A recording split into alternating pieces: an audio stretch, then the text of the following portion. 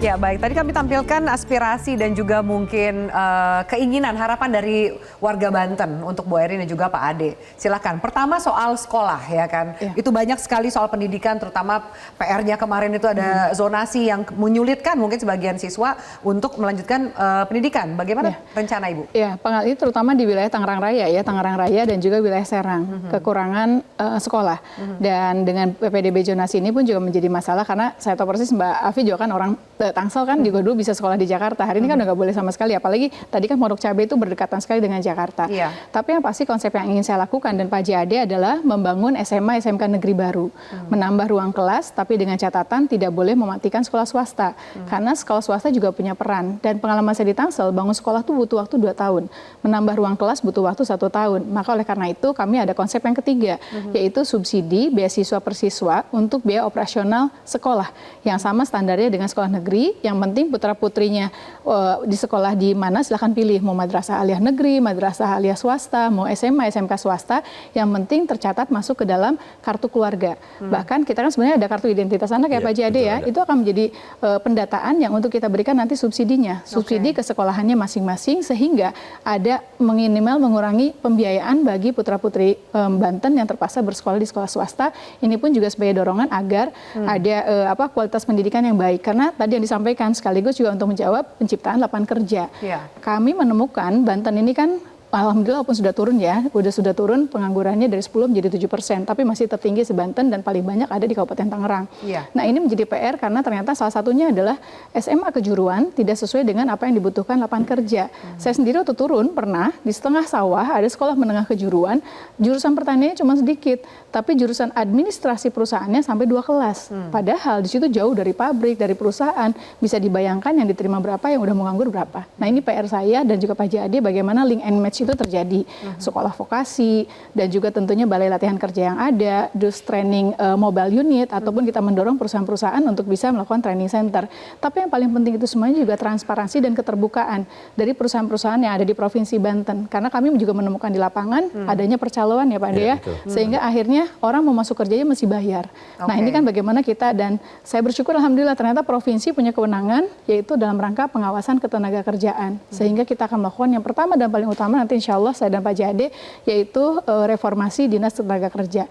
Sehingga bagaimana tugas pemerintah membuka lapangan kerja, dan juga yang keduanya adalah memberikan pelatihan skill kemampuan bagi masyarakat sehingga mereka tidak jadi menjadi penonton. Tapi yang nggak kalah pentingnya untuk pengangguran ini adalah bagaimana mendorong agar entrepreneur juga ada, pengusaha-pengusaha anak muda. Terus tadi juga menjawab yang ibu-ibu, bagaimana perempuan bisa gitu kan? Nah ini juga uang dapur. Nah ini juga hal yang simple, tapi mudah-mudahan ini juga bisa membuka lapangan kerja. Contoh misalnya ada pelaku UKM. Pelaku UKM ini jualan, ibu-ibu jualan kue. Dia pegawainya mungkin cuma 2 orang. Tapi pada saat kita dorong UKM itu untuk naik kelas, jadi minimal orderannya banyak, otomatis mungkin dia bisa jadi butuh 15 pegawai. Berarti ada 13 lapangan kerja di pelaku UKM yang naik kelas. 100 UKM aja yang kita dorong. Maka insya Allah 13 dikali 100 sudah 1.300 untuk buka lapangan kerja. Tapi memang masalah UKM ini kan permodalan, packaging, terus untuk pemasaran. Nah ini yang harus kita dorong, pemerintah hadir dan ada di situ. Baik. Bu Erin sudah menjawab soal pendidikan, mungkin Pak Ade mau menambahkan. Karena kan kita mengejar soal IPM, kalau kita lihat data yang ada gitu ya. Ini sebenarnya ada ketimpangan nih soal data IPM. Yang hijau itu yang kita lihat itu tadi Tangerang Selatan gitu, itu memang angkanya hijau, dalam artian bagus, tapi ternyata IPM Provinsi Banten ini masih di bawah IPM rata-rata Indonesia. Apa yang perlu akan dilakukan? Di luar menambah tadi subsidi, ada kemudian membangun sekolah, itu kan masih 3 tahun. Betul. Gimana targetnya? Yang pertama begini, yang perlu kita lihat adalah bagaimana setiap daerah itu berbeda ya, 8 kabupaten kota, terutama di Banten Selatan, Lebak Pandeglang. Itu juga rata-rata nama sekolahnya kan sangat kurang sekali.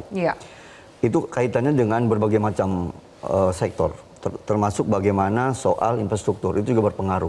Ya, infrastruktur jelek atau yang buruk, maka secara otomatis juga akan mempengaruhi tentang ekonomi.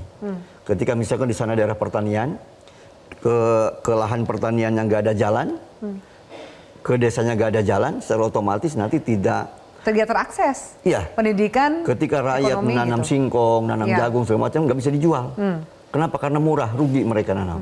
Nah berarti mau tidak mau itu juga infrastruktur harus kita perbaharui atau harus kita perbaiki sehingga nanti ekonomi rakyat secara otomatis akan naik. Kalau sudah demikian, dengan sendirinya pendidikan juga akan meningkat. Jadi banyak faktor ini, banyak faktor. Jadi pembangunan infrastruktur menjadi salah satu agenda untuk memperkecil disparitas antara selatan dan utara. Ya, dan yang menarik yang saya temukan di lapangan ya Pak Jade ya. Jadi pada saat saya turun ke lapangan berbeda untuk Banten Selatan. Cenderung masyarakatnya ada yang juga nggak mau sekolah. Jadi kalau di wilayah Tangerang Raya ini kekurangan ruang kelas, kalau di sana malah muridnya yang kurang gitu, kosong. Karena mereka bicara, Bu Irin buat apa? Diajar matematika liur, pusing, orang ntar kami jadi petani. Bu Irin ngapain juga, ntar kami juga jadi ibu rumah tangga. Ini PR kita. Dan memang secara angka, misalnya contoh, kita di Tangsel 11, berapa tidak mencapai 12% karena masih ada orang tua. Masih ada orang tua yang dulu mungkin hanya lulusan SMP dan SD. Ini juga harus dibedah lagi. Makanya kenapa visi kami adalah Banten Maju Bersama.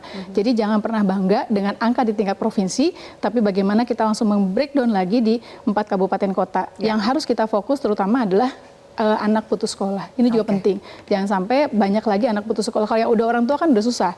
Itu nggak bisa diapa-apain lagi kan. Kecuali mereka mau belajar paket ABC, ya seneng saya ya. Gitu ya. Seneng. Tapi ini anak-anak ini tapi jangan sampai yang anak-anak yang masih produktif itu harus didorong agar mau untuk sekolah. Orang tuanya juga harus didorong aware terhadap pola pendidikan. Jangan hanya menyerahkan kepada guru dan kepala sekolah, tapi juga mereka melakukan pemantauan sehingga kualitas pendidikan juga itu penting. Makanya kenapa tadi saya sampaikan bahwa kita nggak mungkin gejar infrastruktur sekolah ya Pak Dea. Makanya salah satu konsep yang ketiga adalah beasiswa persiswa subsidi BOSDA-nya untuk anak-anak yang bersekolah di sekolah swasta. Kita kerjasama dengan swasta karena penting juga. Nggak mungkin kita hanya pemerintah sendiri bekerja untuk menyelesaikan urusan pendidikan, urusan kesehatan. Tadi yang diminta BPJS-nya belum. Nah ini juga PR. Kayak di Kota Tangerang, di tempat yang lainnya, di di Kabupaten Tangerang, Kota Tangerang, Tangsel kan alhamdulillah BPJS-nya udah baik. Tapi di kabupaten PR yang lain masih banyak ya. Tapi itu kan ada kewenangan di kabupaten kota. Berarti tugas kami mengkomunikasikan dan mengkoordinasikan prioritas apa yang dilakukan di 4 kabupaten kota sehingga kita memfasilitasi. Kan tugasnya provinsi itu kan keperwakilan pemerintah pusat di menjadi daerah. Fasilitator dan komunikator ya. Ya itu yang penting yang saya kan sama Pak Jade pernah jadi di tingkat kota sama kabupaten ngerasa jadi ini harusnya udah tahu ya. Jadi harus diperbaiki komunikasinya supaya lebih lancar, kan warganya lebih sejahtera. Betul, komunikasi itu kan mudah, gampang diucapkan tapi kadang-kadang sulit. Jadi doain kita banyak sabarnya. Baik, terima kasih, selamat juga berkampanye. Ya, terima kasih banyak. Oh ya, saya juga sampaikan terima kasih kepada terutama senior-senior di Partai Golkar, ada Pak Ical, Pak Ical, ada Pak Luhut, ada Pak JK, ada Pak Agung Laksono, ada Pak Cicip, Bang Doli dan semuanya juga yang selain Ketum Bahlil, Pak Sarmuji, turut berduka cita Pak Sarmuji tetap kuat, yang terus mendorong dan memotivasi saya, Kakak Ai dan Pak Adis yang semuanya yang membantu dan mendorong kita. Dan juga terima kasih kepada keluarga besar PDI Perjuangan. Doakan insya Allah kita terus semangat dan partai-partai pengusung lainnya, buruh dan yang lainnya yang mudah-mudahan dengan kerja-kerja keras kita, kerja cerdas kita bisa meyakinkan masyarakat nanti bisa memilih dan menang dan dilantik. Yang paling penting dilantik juga ya Mbak. Dipilih dan dilantik. Jadi udah paripurna. Baik, kita lihat seperti apa nanti keputusan dari para pemilih warga Banten menentukan siapa pemimpin mereka. Terima kasih Bu Irin, Pak Ade untuk diskusi dan wawancara kita pada malam hari ini. Semoga bermanfaat untuk pemirsa kami. Selamat malam pemirsa, sampai jumpa. Jelajahi cara baru mendapatkan informasi. Download Metro TV Extend sekarang.